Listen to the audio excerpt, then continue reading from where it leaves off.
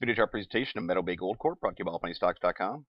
Meadow Bay Gold is a dually listed company trading on the over-the-counter exchange on the U.S. side of things and on the TSX under the ticker MAY on the Toronto Stock Exchange. See some large swings in the price per share, dip all the way down to 77 cents in September, but more realistically held a support level around 90 cents, bounce all the way up to $1.39, retrace back down around that 90-cent mark, even larger bounce up to $1.58, another retrace, held a slightly higher low, this time 95 cents, dropped a bullish Haremy pattern, and the last 3 days have been green closes for the stock. MACD and PPO, both reflective of the price per share oscillations. See an uptrend in the histogram, tells you that a bullish cross could be coming of the 12 passing through the 26 EMA in the MACD. That, of course, is a bullish indication. Last 2 times the stock made that sort of move, price per share made a sharp climb. ADX is in a nice reversal position with the positive DI down low and the negative DI up high. It's not really a typical PPO ADX pinch. It's a little bit of an offset going on to it. But again, it's a nice reversal position. See the money flow index starting to track higher. 7, 14, and 21 all pushing through 50. Accumulation distribution looks like it's found a baseline, starting to move upwards. Buying pressure's coming into the play. It's also reflected in shaken money flow, which is now pushed back through into the green, breaking back through zero. That tells me that buying pressure is overcoming selling pressure over the last 20 periods. CCI making its way through negative 100. Bottom feeders use that break of negative 100 as the buy point. It would be a hold until it breaks back down through negative 100. It's very similar to when the stock's moving upward. The technical buy signal of the CCI is the break of 100. It's a hold until it breaks back down through 100. Bottom feeders just do the exact opposite. They'll try and catch the full breadth of the move with a buy at the break of negative 100, and it would be a hold unless it wants to break back down. Full stow also showing upward pressure. Just now working its way out of oversold, still very early on, but momentum's trying to come into the play. In the tricks, it's a lagging indicator. It moves much more slowly. Looks perhaps like it's trying to flatten out, but on a stock that's fallen from a high, you just don't get a lot from the tricks at that point. RSIs coming out of oversold. Key point I always look for is the break through 50. As you can see right through here, break of 50, momentum's coming into the play, price per share makes a strong climb.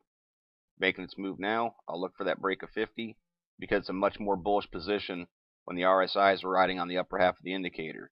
Just one more example of that. You see right through here, break through 50, the strong climb that followed. As far as the candles go, what I see is something along these lines. Trying to make some higher lows, good support level right here around 90 cents as I mentioned. Similarly coming through here, making higher highs. Right now I'm looking for this big channel to continue, this to come back off this bottom support level and try and go up here and make a higher high again. Obviously that's a very large move from where it is at this point, but in the last year it's made big moves like that twice. So of course I pay attention to the bottom support, but I'm looking to the top side as well at the same time. The bottom support that I'm referencing will be coming right through there around 92.5 cents, maybe even a bit lower down there to 87.5 cents. That's the key levels I'd really be looking for to hold on any sort of pullback. And on the upside, that would be the first resistance point that I'd be looking for, right there around $1.12, just slightly above the 200-day. Pushing through the 200-day is obviously a big deal in technical analysis. The most bullish of charts, the price per share is trending over top of the 50 and 200-day moving averages, and it picks up some static resistance at that point. So I'd be looking for an increase in volume to try and shove through the 200-day and that resistance point, because there's not a lot of resistance again until back up here around $1.35. That's adding about 27 cents a share from where it is.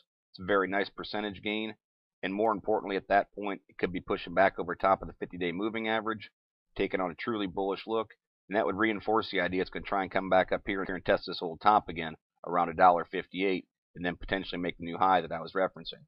All in all, it's taken on the look of a classic channel play. This 2-day candle pattern right here is called a bullish Haremy.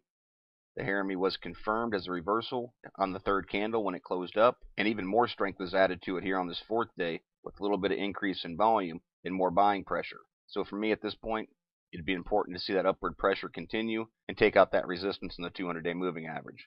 Technically speaking, a very nice looking chart, and one I think to keep an eye on here in the future to see how it performs. As always, it's merely my interpretation of the MAY chart. I'm not a financial consultant and strongly encourage you to do your own proper due diligence. Consult with a qualified financial advisor before making any investment decisions. Past performance is not a guarantee of future results. Please visit the allpennystocks.com website to view the full disclaimer disclosure, and do not base any investment decisions upon any material found on the website and/or its video chart. No person employed by All Penny Stocks is a registered investment advisor or licensed broker-dealer. Thank you for watching, and trade smart.